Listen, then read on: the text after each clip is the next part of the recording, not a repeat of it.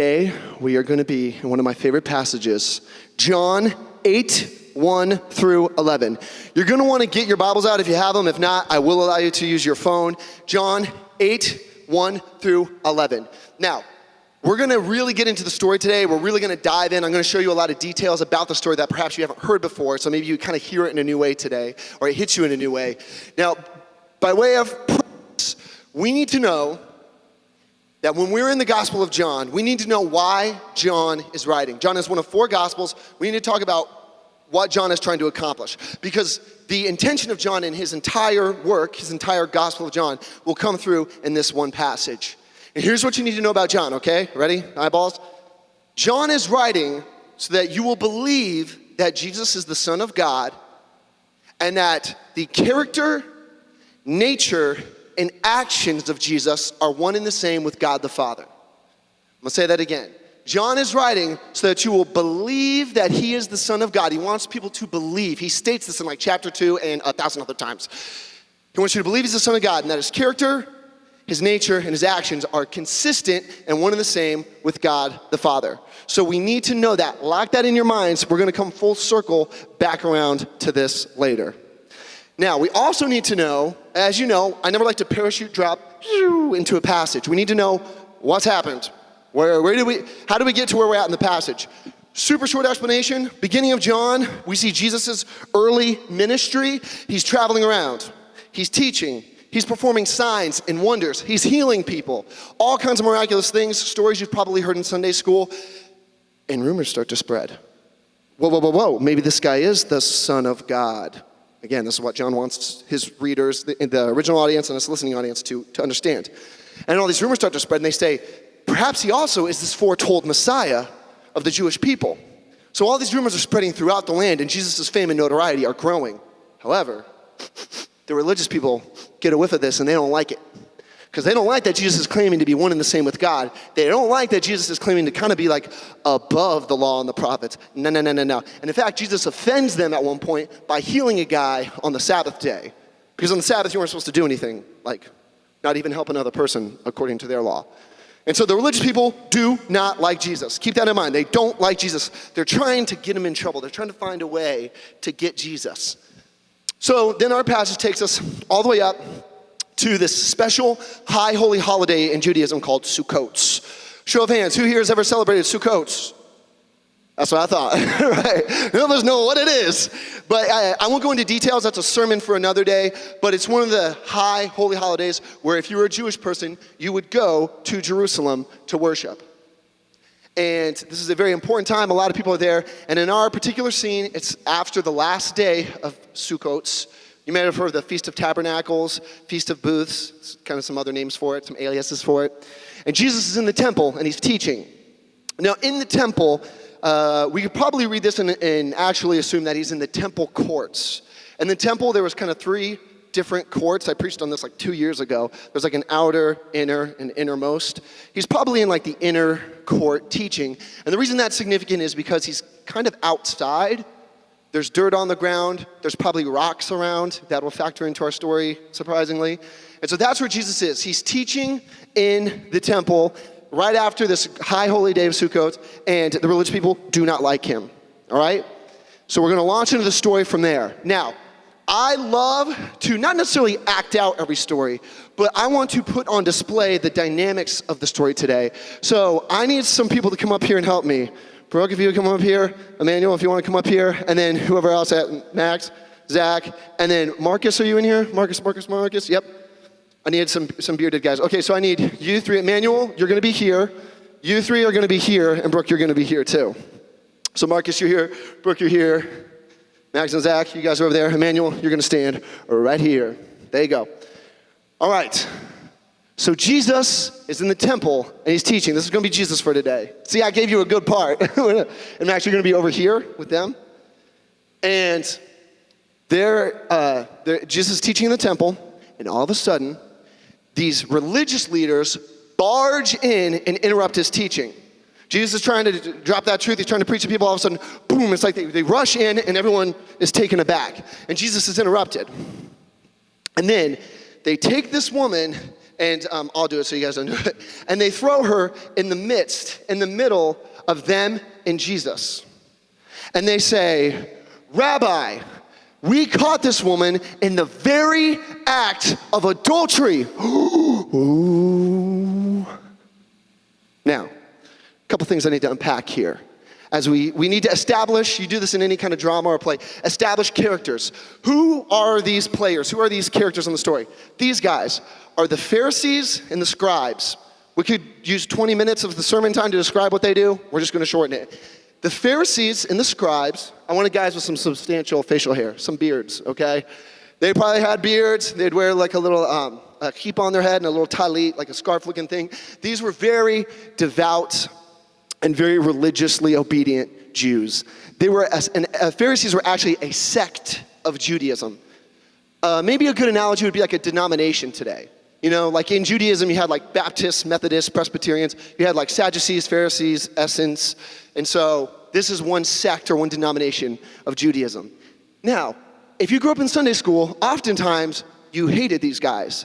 And they're painted as like these horrible people that do horrible things. And so we have negative connotation when we hear Pharisees. In fact, in church, if you're like kind of strict about rules, we're like, dude, don't be such a Pharisee about it. The Pharisees in their day, these dudes were respected. Like you wished you were a Pharisee. You're like, man, I mess up all the time. Like for real, I mess up all the time. I wish I could be more like the Pharisees.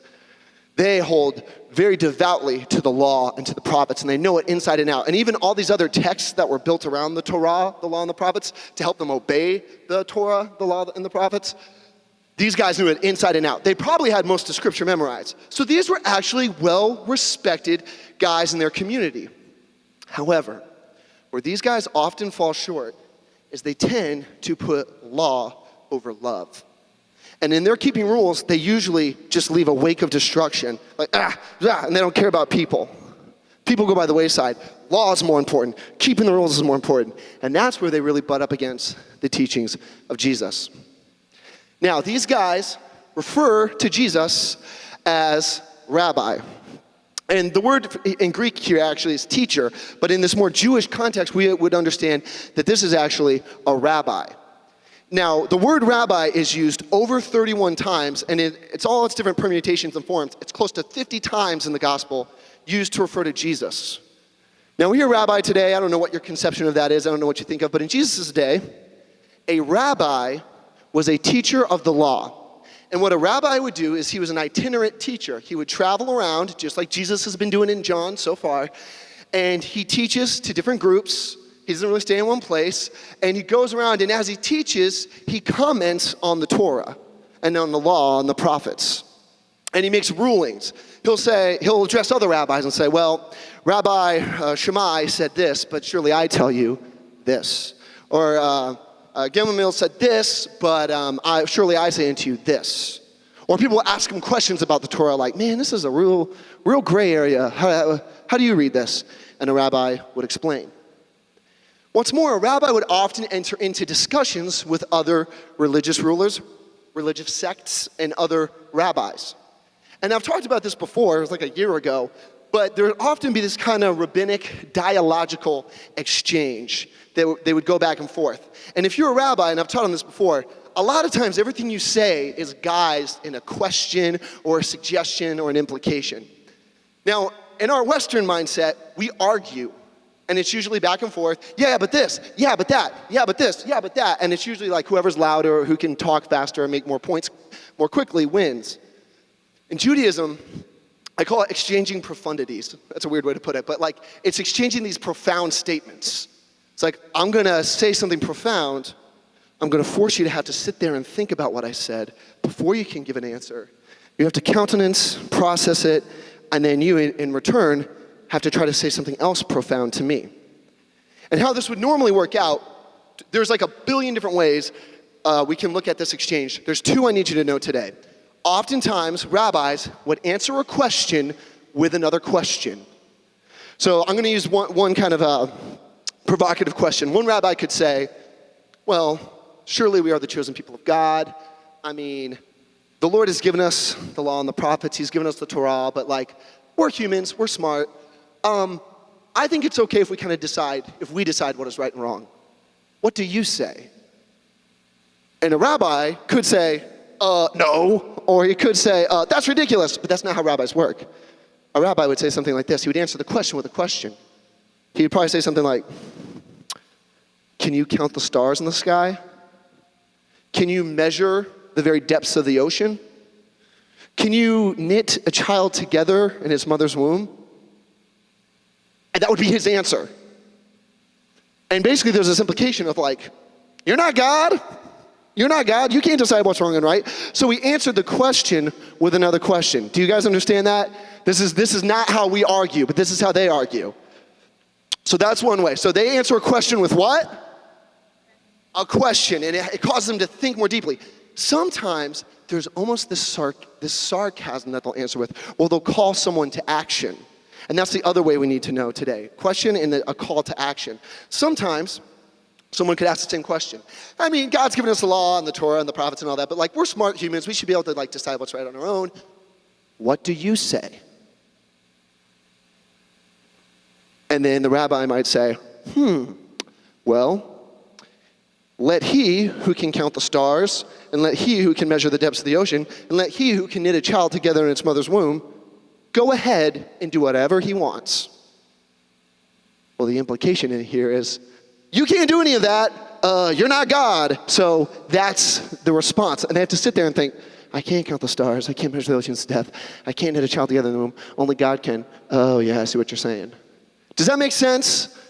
And it's hard for us to pick up on this culturally when we're reading these passages, but if you know this rabbinic tradition, it changes the way we read the passage. So again, you answer with a question, or sometimes it's kind of sarcastic call to action. So you answer with what? And a what? There you go. Keep that in mind, because that's exactly what Jesus is going to do, and he's going to demonstrate his brilliance and his genius in this today. So we need to understand these guys are the Pharisees and the scribes. Law over love. We need to understand Jesus is being addressed as a rabbi and a teacher. We need to understand how you would answer as a rabbi. Thirdly, we need to talk about who this woman is. This woman is given no name and is given zero identity. She's just called Gene in Greek, just woman. But here's the thing. Her identity is tied to her sin. She is known in this passage only by her sin. And she has been shamed. It says they caught her in the very act of adultery. So that means like they found her at the scene of the crime, if you will, and they had to tear her from the room she was in. Now some scholars think that means that she might have been naked. I don't think they would have brought her to the temple like that, but some do think she might have just been wearing like a blanket or some rags that they threw on her. And these religious rulers who were respected and lauded by the people, they drag this woman through the streets and through the town. So if this woman's being dragged through the streets by the religious rulers, are people going to think that she's winning some kind of prize? No. She's going to be humiliated and embarrassed, and everyone's going to be like, ooh, what did she do? Shame, shame, I know your name. And this woman is going to be mortified. She's going to be humiliated and shamed. Now, I was thinking about who I wanted to have up here, and I wanted to have a woman up here to represent a woman caught in adultery. But I didn't know how to ask anyone in this church because I was like, I don't want to come up to someone and be like, hey, do you want to be in the sermon? And you'd be like, yeah, cool. Do I get to play like Ruth or like Mary, the mother of Jesus? And be like, no, you're the woman caught in adultery. Like no one wants to play that role, right? Like if I was trying to cast you in like the princess and the frog and you're like, do I get to be the princess? And I'm like, no, you're the frog. No one wants to play that role. And I also didn't want to approach someone and be like, you seem like you'd play a good woman caught in adultery. Like I'm trying to typecast someone, or them being like, why did he pick me for the adultery part? So, like any great man, because of my own incompetence and lack of foresight and knowledge, I asked my wife to bail me out. So she will be playing the woman caught in adultery, and we have an agreement that this is the only time she will be playing a woman caught in adultery. So this is a one-off. So we understand the setting, we understand the characters, we understand what's going on. Now, we're going to see this trial unfold, like this courtroom scene, but it's like an unofficial courtroom scene. And these religious leaders and Pharisees say, all right, so Jesus caught her in the very act of adultery. The law says we should stone her to death. Okay. Now, here's something we need to realize in the story. They're not wrong. The law does say that she should be stoned. But actually, let's look at the law they're referring to. It's Deuteronomy 22 and also Leviticus 20. Let's throw Deuteronomy 22 up there. Now, watch closely. This is amazing. If a man is found lying with the wife of another man, both of them shall die. The man who lay with the woman and the woman. So you shall purge the evil from Israel. Now, you might at first blush think there's something missing from this equation. We'll get to that. But they're not wrong. Leviticus 20 says something similar. We'll just throw it up there. We don't really need to comment on it, but it's pretty much the same thing. But again, you'll notice something missing. These guys are right. In following the law, they are not wrong. They are being faithful to the law. And quite frankly, this is something else that I think is just kind of glazed over sometimes when people teach on this. Adultery is wrong. It is a grievous sin. There is gravity and weight to adultery. And some of you, I don't have to tell that. Maybe there's people in this room that have been in that situation where a spouse was unfaithful. Maybe you've been in a relationship, maybe not marriage, but someone was unfaithful. You know the pain. You know the hurt. It's a serious sin. Sin grieves the heart of God. And today, people don't like the word sin, but I mean, I don't like sin either. But sometimes we have to talk about it because it is a wrong thing. Sin leaves a wake of destruction. Sin hurts people, and it grieves the heart of God. We have to understand, she is wrong. They are actually right in what they're saying about her violating the law. But I would point this out. This whole trial that they set up, if I were a judge, knowing the Old Testament law and how this should work in Judaism, I would throw the whole thing out because it's illegitimate. It's not appropriate. So there's three problems with the way they've set this whole court scene up. As the prosecution rests their case. Caught in adultery, we should stone her to death. This is what Moses says. What do you say, Jesus? As they levy these claims, and they ask Jesus, again, this rabbinic question, what do you say? Here's the problem.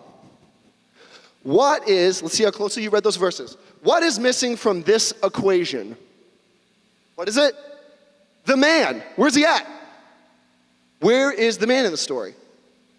So, lots of scholars have lots of stuff to say about this. No one's really sure. Some, and I'll touch on this later, some think that this might be indicative that this thing could have been a setup, could have been kind of a sting operation. But either way, it is not right. If they're trying to follow their own law, they're not following it fully and faithfully. Because where's the man? First problem. Second problem, and again, through our cultural lenses, we do not, a cultural monocle, apparently, like the Monopoly guy. I don't know why I did that. This woman is not given due process of law. In Judaism, what should happen is if she is accused or even caught, she can be arrested and taken in. She does not have to be shamed and humiliated. So we'll get to that in a second. And then she is supposed to be given a trial, a fair trial, that lasts over several days. In fact, once the initial prosecution is made, there should actually be some time in between where this ruling board of elders called the Sanhedrin, usually it was about 70 elders in the church, could really think and sleep on it and pray about it. This is not the case here. So again, if I was accused of a crime, I could be arrested, I would be taken before the Sanhedrin, I didn't have to be humiliated and shamed, and they could make their prosecution against me, I could give my defense before this group called the Sanhedrin, kind of like a jury, and then they would take some time to deliberate and then make a ruling from there. That's not what's happening here. They burst into the temple, seems like stones in hands, ready to kill her. No due process of law. Once more, if you know the historical setting and situation, who rules over Israel in these days? Rome. And only Rome could execute capital punishment. That's why later on in John, when they want to have Jesus crucified, they have to go before the Roman governor and Pontius Pilate because they're not technically allowed to execute corporate punishment. So do you see how this whole judicial system, this is kind of a kangaroo court, like this is illegitimate? She's not given due process of law. But we understand why now. So there's no man. She's not given due process. Thirdly, I would say, now I'm kind of making an accusation, this group, if we're arguing from the law, from the Torah, they are what's called malicious witnesses. Now there's a verse about this in Exodus 23. Let's put it up on the board. You shall not spread a false report. You shall not join hands with a wicked man to be a malicious witness. You shall not fall in with many who do evil, nor shall you bear witness in a lawsuit, siding with the many as to pervert justice. Now, I am claiming that they are being malicious witnesses, and here's my case. First of all, no man involved. Secondly, no due process of law. Thirdly, we find out why. We know, because of this editorial remark from the narrator, we know what their intentions are. And so in 8:6, it says in our passage, it says, and this is how it reads in the original language, testing Jesus in order to accuse him. That was their motivation. That's why this whole thing is set up. They're trying to set Jesus up. They're trying to test him in order to accuse him. Which, again, confirms to me that they're being malicious witnesses. They are not being pure in their motives. Their motives are not, we want to be really obedient to the law. We want to protect our community. We really want to right those who are wronged and have justice for those who are wronged. No, their intention, it says it clearly in the text, is to test, to accuse Jesus. They don't care about this woman, and they don't really care about the law. In fact, in being malicious witnesses, they're being hypocrites. Now, why are they trying to test Jesus to accuse him? Accuse him of what? Here's the tension that we might not understand because we don't know the historical context here and some of the aspects of Judaism here. When they told Jesus, this is what Moses says, what do you say? They put Jesus between literal rocks they're going to throw in a hard place. Because if Jesus says, you know what, I know Moses says we're supposed to stone a woman caught in sin, but I don't care. I'm all about grace, and I'm all about mercy, and I'm all about compassion, and I am above the law, and I am one and the same with God the Father, and I forgive her, so you should too. If he says it that explicitly, then Jesus will be accused of being a blasphemer. He'll be accused of denying the law and the prophets. Jesus breaks Jewish law by doing that. They'll call him a heretic, they'll call him a blasphemer, and in fact, they could then threaten to stone him for being a heretic. And again, we don't really pick up on this. So Jesus knows that his time has not yet come. It's not his time to die yet. So he doesn't want to do that. But then Jesus also doesn't want to deny his teachings about grace and mercy and compassion and forgiveness. Because if Jesus all of a sudden just goes, yeah, you're right. That's what Moses says. Go ahead. Well, then he totally empties himself of any power, and he doesn't stand behind the things he's preached. He doesn't stand behind his own message of grace and mercy and kindness and compassion and forgiveness. And he capitulates to this religious institution. So it's like Jesus can't say no to Moses, and Jesus can't say no to his own teaching, so what's he going to do? Now, this is the genius move. And there's a lot of mystique and intrigue around this. So again, this question's floating in the air. What do you say, Jesus? And there's this tension. Now the woman, caught in adultery, it's probably either, you don't have to be, but it's probably either thrown on the ground or staring at the ground. And she knows that at any second, the words of Jesus could indict her, could condemn her to death. Hold on to that word, condemn her to death, and she'll die. Her life hangs in the balance. If we just quickly graze over this passage, we don't see the drama and tension there. She is waiting for what Jesus is going to say because it might die any minute. And here's what Jesus does. Follow me. He kneels down and he starts writing on the ground with his finger. What? Imagine you're in a lawsuit. You're being sued for $25,000 and you hire a lawyer. And all of a sudden the prosecution makes their claims. And it's time for the defense. And your lawyer scoots the seat out, walks over, doesn't say a word, and just squats down and starts coloring on the ground.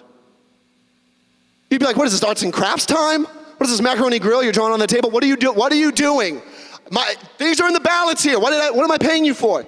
The woman probably had the same level of being just taken aback, like, what is he doing? So see the drama there. And Jesus starts writing on the ground with his finger. What? And so it says that the Pharisees and scribes, they persist and they continue. They kind of harangue Jesus and like, hello, we asked you a question, you going to answer us? And they keep pressing in just as they continue. They continue to question him. Then Jesus pulls this genius move. And he stops what he's doing. And you'll see this pattern. Jesus will stop what he's doing, stand up, say something significant, and then go back down to start writing. Then he'll stand up, say something significant, story's over. It's like this narrative pattern. So Jesus stands up and he says, let the one of you without sin throw the first stone at her. Now, early on in the sermon, we established that Jesus is a rabbi, and he argues in a certain way. And a rabbi will argue by answering a question with a question or a call to action. He's telling them, if you're without sin, go ahead and throw the first stone. There's an implication here of, you're not without sin. You're being hypocritical. So again, let's go back to that initial illustration I gave you. If you're a rabbi, you could say, oh, well, because, we know we have the law and the prophets, but we're smart human beings, and we kind of figure stuff out. So it's probably okay if we don't really follow the law of God and do our own thing. Well, yeah, if you can count the stars in the sky and measure the ocean's depths and knit a baby together in its mother's womb, then yeah, go ahead. Decide to do what you want. And the implication there is, you can't do that. Jesus is making the same kind of line of argumentation here. This is a very rabbinic move, and it's genius. Because Jesus doesn't indict himself. He doesn't condemn the woman. Rather, he throws it back on them. Let he who has no sin throw the first stone. The implication is, neither one of you is without sin. And in fact, I would argue from the passage, they are actually being malicious witnesses. They're being hypocritical because they're breaking the law in Exodus 23 in order to, accuse her of adultery, but more so to get Jesus. Now, this woman, Gesundheit, this woman, can you imagine the silence, the tension? Oh my gosh. And then Jesus, follow me, kneels right back down and starts writing in the ground. What? Now, as he's writing on the ground, what does everyone in the room want to know? What is he writing? Do you know what the text says? Nothing. And I've heard all kinds of sermons suggesting all kinds of things. And I studied thoroughly this week, and not a single one of them was I comfortable with. I think we're supposed to just be left in this mystery. One of my favorite directors and producers, J.J. Abrams, he has this theory that no one can resist the mystery of the black box, the unmarked black box. If it's a mystery, you have to know what it is. I think it creates further tension in the story. You don't know what Jesus is writing. And here's the thing, they don't really see what he's writing because what we're going to see next is it says they hear what he says. Not they see what he does, they hear what he says. Now, the one thing that is kind of interesting to note is the grammar here, the Greek here is reflective of the Hebrew Old Testament. And in the Hebrew Old Testament, it says that God writes the law with his finger. And so some people think that this is an allusion to Jesus being one and the same with God, the new law writer, writing this new law of love. And Jesus is taking his finger and writing this new law, overcoming this law they're trying to condemn this woman with. That's probably the most comfortable theory the theory I'm most comfortable with that I've heard. But either way, there's this mystique and intrigue. And let's see what the verdict is. Let's see what these guys decide. It says, read woodenly, it says, hearing this, they leave. First the elders, go for it, Max, and then the rest follow. Now the elder left first because the elders always set the example, they always led, and quite frankly, they were more wise. So maybe the elder realized, we've been outmaneuvered, or we're hypocritical, and they drop their stones to the ground. So I want you to put yourself in this moment. Put yourself in this woman's position. As she's looking down, all she's hearing is this. And maybe she looks at the ground and she sees just these rocks hitting the ground. Can you fathom the relief that you would feel from that?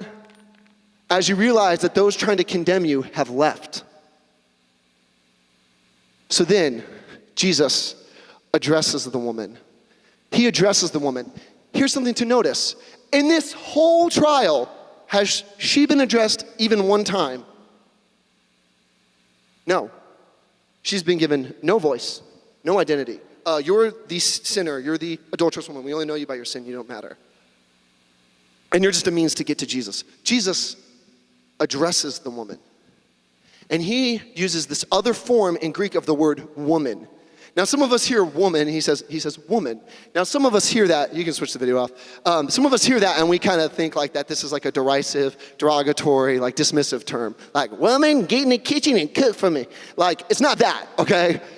Think of it more in Greek as him saying ma'am or madame. I don't know why I went with madame, apparently I'm French. Madame,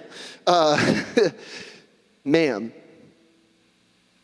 Just with this address, Jesus has already started to restore her dignity and her identity.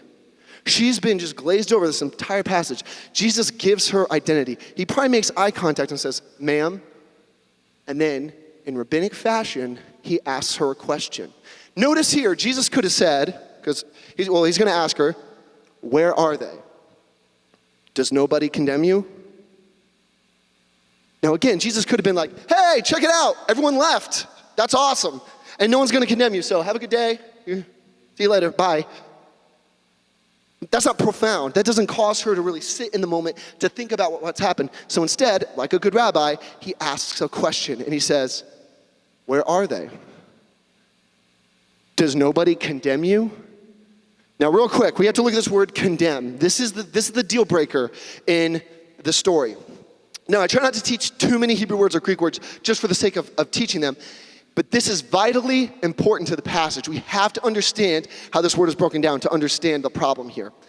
The word for condemn is katakrino. Or if I say it in my sexy Greek voice, it's katakrino, okay? Sounds like a Greek island you go visit. Katakrino. And so, if you break this word down, it's actually in two parts. The root verb here is krino. Krino means to judge. Judging is not wrong. This is actually a reoccurring motif in John. This word is used again and again. Jesus often judges things as wrong. Jesus judges things as right. Jesus says he has ultimate judgment. Judging is not wrong. It's simply determining what is wrong and right. And in fact, in the Old Testament, the word for judge or judgment is mishpat. And that is the same word for justice. So in our modern mindset and conception, we hear the word judge and we're like, oh, well, judgment, yeah. But we hear the word justice and we go, yeah. They're one and the same in the Hebrew mindset and conception. It is just that which is right and godly or that which is wrong. Krino is not bad. If they were simply trying to krino, to judge her and to determine what is wrong and right, that'd be fine. But they're not doing that. They kata krino. Now kata is this prefix that's an intensifier. So you take any Greek word, so say you take the Greek word to walk. If you put kata in front of it, it intensifies it. So you can say I walked or I kata walked. I really walked. Like an old lady in a windbreaker suit at the old mall, just like walking really fast. Okay? That's what kata does. Additionally, kata can mean down. So if I was breaking this word up, I would say they are judging down. They are condescending. They are looking down at her. They are intensely judging her in a condescending manner. Katakrino. And Jesus is implying here that that is the problem. Who here katakrino? Who here condemns you? And then the woman is given identity and dignity, and she's given her first line in the story. And she says, no one, sir. And then Jesus speaks the three most beautiful words in this entire passage. He says, neither do I. Neither do I. Can you imagine the weight that falls off this woman's shoulders? Do you imagine the shame that is just swept away in that? That exhale. And Jesus has given her a new lease on life. But here's the deal.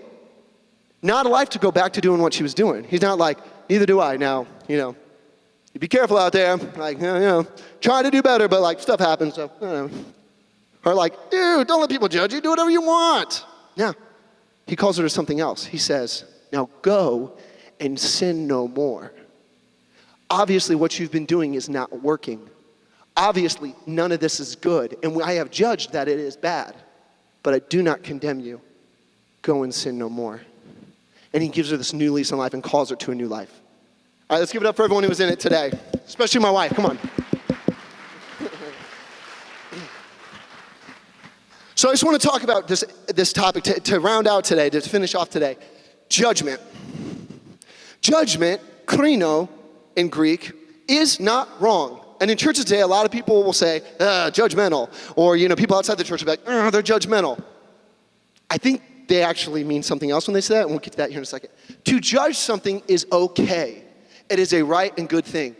I would maybe say, if we want to use a different word, use the word discernment. It is okay for us to have discernment and discern this is right and this is wrong. As Christians, we have the Bible, and we hold to that. I give you 1,000 arguments for why you should hold to the Bible. It's a miraculous text that has held up over years. It's incredible. It's brilliant. It's life-giving and life-affirming. And because we hold to the Bible, we can discern that's a right thing, that is a wrong thing. And if someone doesn't agree with us on that, here's a huge secret. It's okay. It's okay. Ultimate judgment is God's, not ours. We can judge and we can discern things, but we're not supposed to condemn, but we'll get to that. What's more, and actually, let me give you this example too. I have a lot of friends that do not believe the same as I do and do not think as I do. However, they know that I judge some things to be wrong or determine or discern that some things are not right biblically and some things are absolutely wrong biblically. I'm not angry about it. I don't hold it against them. I'm not vehement or vitriolic towards them. We just disagree, and that's okay. But it is important for us Christians to discern and to judge right and wrong and to have those standards. What's more, Paul calls the church in Galatians to judge one another's actions as right or wrong. And Paul even says, if someone's caught in sin in the church, in love, because you care about them, you should go to them. Notice in love, though. So if someone in church, say, is caught in adultery, you can address them and say, man or woman, man, lady. I don't want to call anyone lady. Listen, lady. But you could say, this is not a good thing. This is not a right thing. I love you and I care about you. This is bad for your family. It's bad for the church. It's bad for all parties concerned. You can approach someone in love. Jesus talks about that in Matthew 18. But if judgment becomes angry and vitriolic and vehement, and if it demonizes another person, if it places the law over loving someone, that's where it turns into condemnation. If you care less about the person and more about you being right, more about your rules and your laws, now you're in condemnation. If you turn the person you're opposing into a flat character, that they're just like, they're just this kind of person, they're just bad, that's condemnation. If you demonize them, they don't do good things, they are just evil, they are a bad person, that is condemnation. You put the law and rules over love, and you rob them of dignity and identity. This is what the religious rulers do in the story. This is not the Jesus way. It is okay to judge. It is not okay to condemn. Judgment should not lead to condemnation. Judgment should lead to mercy. And that's what we see from Jesus in the story. He judges. He doesn't say, go and finish what you were doing. No. Jesus judges that the adultery is wrong. Jesus judges, and then he extends mercy. And he puts love over this law. And we see this several times with Jesus. This is how Jesus rolls. In Matthew 9, Jesus is eating with a tax collector who the religious people hated. Like the religious people hated tax collectors. And the religious people are coming at Jesus for it. And Jesus says, whoa, whoa, whoa, whoa, whoa, whoa. And he essentially says, I didn't come here for the healthy. I came here for the sick, okay? And he says, you should learn what this means. I require mercy, not sacrifice. Jesus is prioritizing mercy over sacrifice here. This is what's called the synecdoche. It's like a reference to the Old Testament and the entire law. Yeah, the law is good. I require mercy over the law. Chew on that. Matthew 23, similar situation. Jesus says to the religious people, will you bring your dill and your cumin and all these spices? We'll throw that up there. Yeah, I don't know if they're making a stew or what's going on, mint, dill, and cumin. And he's like, you bring all this stuff, but you ignore the weightier matters of the law, like justice and mercy. Jesus constantly prioritizes this love over law. Not that the law is irrelevant. He can judge that the law is right, but love is more important. Mercy is more important. Lastly, in James, the book of James, as he's reflecting on the teachings of Jesus, in James 2:13, he says, judgment is without mercy for the one who has not shown mercy, because mercy triumphs over judgment. I like that. Mercy triumphs over justice. So while these guys were right, and while you can judge right, mercy is above all of it. And Jesus, in showing mercy, restores dignity and restores identity to this woman. And that's what Jesus is always and ever in the business of: restoring dignity, giving identity, giving voice to, showing compassion towards. And he, in fact, saves her life and calls her into a new way of living. He saves her life and gives her a new life. And quite frankly, Jesus knew that he would go on to pay the penalty and to take the punishment for what this woman was accused of anyway on the cross. Jesus knew he was going to take that punishment and take that death. Jesus led with mercy. It's what he extended, and quite frankly, church, pay attention to this, it's what he expects from us too. He expects us to judge rightly, but to not condemn, rather to show mercy. And this brings us full circle. This is what John is all about. John is trying to show that Jesus, he wants us to believe that Jesus is the Son of God, that his character, his nature, and his actions are consistent, one and the same with God the Father. And as we see Jesus display mercy in this passage, he is reflecting the very nature of God. This is what God is like. This is what God is about. God will judge what is right and wrong, but he will not condemn. And he does show mercy. So I don't know where you're at today with stuff. Maybe you're here and you feel, I like getting down when I talk like this because I can look everyone in the eyes. Maybe you're here today and you struggle with feeling condemned. You feel like you've done too many things, said too many things, made too many terrible decisions, and you feel condemned. There's no coming back. Maybe you feel condemned by others. Maybe you've been condemned by the church at some point, told you're a sinner, told you're wrong. Maybe you feel just foisted and thrown out of a church because of that. I don't know what that was about with a church, but that's not a Jesus thing. It says in Romans 8, 1-3, that there is, pay attention to this, there is no condemnation for those who are in Christ Jesus. The verse goes on to say that Jesus, in fact, took on sinful flesh so that he could be condemned. So if you are in Christ, if you're a follower of Jesus, if all you have done, as the Gospel of John puts, is believe and accept what Jesus has done, there's no such thing as condemnation for you. I don't care what has happened. I don't care what you've done. There is no condemnation in Jesus, only forgiveness. Perhaps like the woman in this passage, you walk around with shame. Maybe you've done stuff that you're not proud of. Maybe you've done stuff that every time you look in the mirror, you're reminded of it. Maybe you've done stuff that it just keeps you up in the middle of the night. And you just feel this overwhelming sense of shame. Let me tell you today, shame is not a thing. I used to be a youth pastor, and I would have girls come up to me in my youth group and they would tell me things like, hey, I've been making bad decisions with my boyfriend and I've been doing stuff I shouldn't. And we would talk about it and we'd judge it to be right or wrong, and then we'd lead with mercy. And I'd often hear things like this, like, I'm damaged goods. That's not a thing.